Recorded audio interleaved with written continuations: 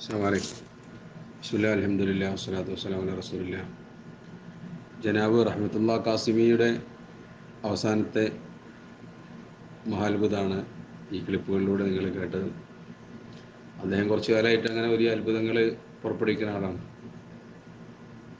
ഒരുപാട് കളവുകളും കുപ്രചരണങ്ങളും അദ്ദേഹം പല ആളുകളെ സംബന്ധിച്ചും യഥാർത്ഥ മുവഹിദുകളെ സംബന്ധിച്ചൊക്കെ കുറച്ചു കാലമായിട്ട് അദ്ദേഹം പ്രചരിപ്പിച്ചുകൊണ്ടിരിക്കുകയാണ്.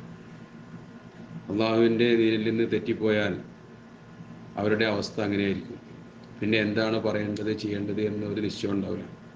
അതിൻ്റെ ഉദാഹരണമാണ് ഇദ്ദേഹവും.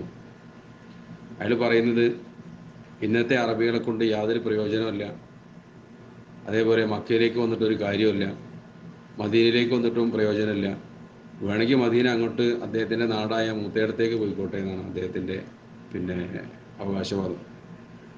ഇങ്ങനെയൊക്കെ യഥാർത്ഥത്തിൽ സംസാരിക്കാൻ ഈമാൻ മനസ്സിലുള്ള ഒരു വിശ്വാസിക്ക് സാധിക്കില്ല. ഒരു സാധാരണക്കാരൻ അത് കേട്ടാൽ തന്നെ അത് ഉൾക്കൊള്ളാൻ കഴിയില്ല. കൂടുതൽ ഇൽമും അറിവൊന്നും വേണ്ട ആവശ്യമില്ല. കാരണം നബി സല്ലല്ലാഹു അലൈഹി വസല്ലം തങ്ങൾ ഒരുപാട് ഹദീസുകളിലൂടെ നമ്മെ പഠിപ്പിച്ച കാര്യമാണ്. ബുഖാരിയിലും മുസ്ലിമിലൊക്കെ ഉള്ള ഒരുപാട് ഹദീസുകൾ അതുണ്ട്, മുത്തഫഖുൻ അലൈഹി റിപ്പോർട്ടുകളിൽ. അവസാന കാലഘട്ടത്തിൽ ഈമാൻ മദീനയിലേക്കും മക്കയിലേക്കുമായി ചുരുങ്ങുമെന്നാണ്. അൽ ഈമാനു യരിസുൽ മദീന.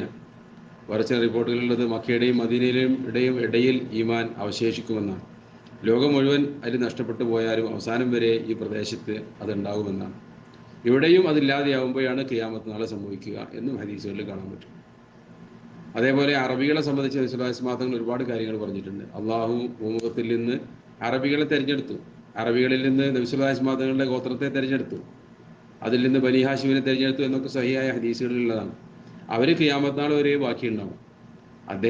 അദ്ദേഹവുമായി ഗ്രൂപ്പ് പോരിൻ്റെ ഏതെങ്കിലും വശത്ത് നിലനിൽപ്പിച്ചിട്ടുള്ള പ്രവാചകന്മാരുടെ കുടുംബക്കാരാണ് എന്ന് പറയപ്പെടുന്ന ഏതെങ്കിലും ആൾക്കാർ വഴിതെറ്റിപ്പോവുക ഇല്ലാതിരിക്കുക ചെയ്തേക്കാം. പക്ഷേ നബി സല്ലല്ലാഹു അലൈഹി വസല്ലം തങ്ങളുടെ ഗോത്രവും കബീലയും ഒക്കെ ഖിയാമത്ത് നാൾ വരെ ഉണ്ടാവും. ഖുറൈശികളുണ്ടാവും, അവരുടെ കൂട്ടത്തിൽ സാലിഹ്യങ്ങളുണ്ടാവും, അല്ലാത്തവരുണ്ടാവും. അപ്പോൾ സാലിഹ്യങ്ങൾ അവസാനം വരെ അവശേഷിക്കുമെന്ന് നബി സല്ലല്ലാഹു അലൈഹി വസല്ലം തങ്ങൾ പറഞ്ഞിട്ടുണ്ട്. സഹിയായ ഹദീസുകൾ കാണാൻ പറ്റും. മുസ്ലിങ്ങളും പാശ്ചാത്യരും തമ്മിൽ ഘോരമായ യുദ്ധം ഷാം രാജ്യങ്ങളിൽ വെച്ച് സംഭവിക്കുമെന്നാണ്. റോമാക്കാരുമായി മുസ്ലിങ്ങൾ യുദ്ധത്തിൽ ഏർപ്പെടും.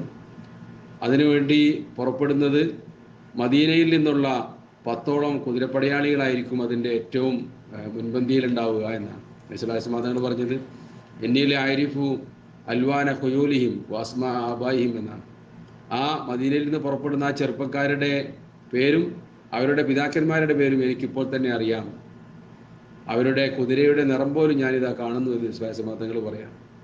അങ്ങനെ ഖിയാമത്ത് നാളിന് മുന്നോടിയായി ഈസാ നബി അലൈഹി ഇസ്ലാമിൻ്റെ പുറപ്പാടിന് മുമ്പാണ്, അദ്ദേഹത്തിൻ്റെ വരവിന് മുമ്പാണ് ഈ യുദ്ധം ഉണ്ടാകുന്നത്.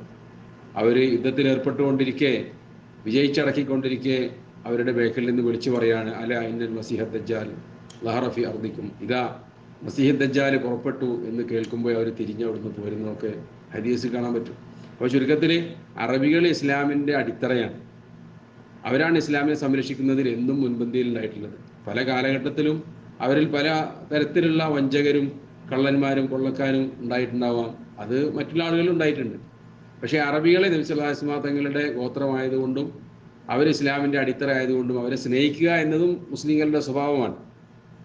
പക്ഷേ ഈമാൻ മനസ്സിൽ നിന്ന് നഷ്ടപ്പെട്ട് കഴിഞ്ഞാൽ പിന്നെ ഏറ്റവും ആദ്യം വെറുപ്പ് വരുന്നത് അറബികളോടായിരിക്കും, പിന്നെ സഹാബാക്കളോടായിരിക്കും, മക്കയോടും മദീനയോടുമായിരിക്കും. അതുകൊണ്ടാണ് ഇസ്ലാമിൻ്റെ ശത്രുക്കളായ ആളുകൾ, ഇസ്ലാമിൻ്റെ പേരിൽ പ്രവർത്തിക്കുന്ന ആളുകളുണ്ട്, അവരൊന്നും മക്കയിലേക്കും മദീനയിലേക്കും വലിയ പ്രാധാന്യം കൽപ്പിക്കാറില്ല.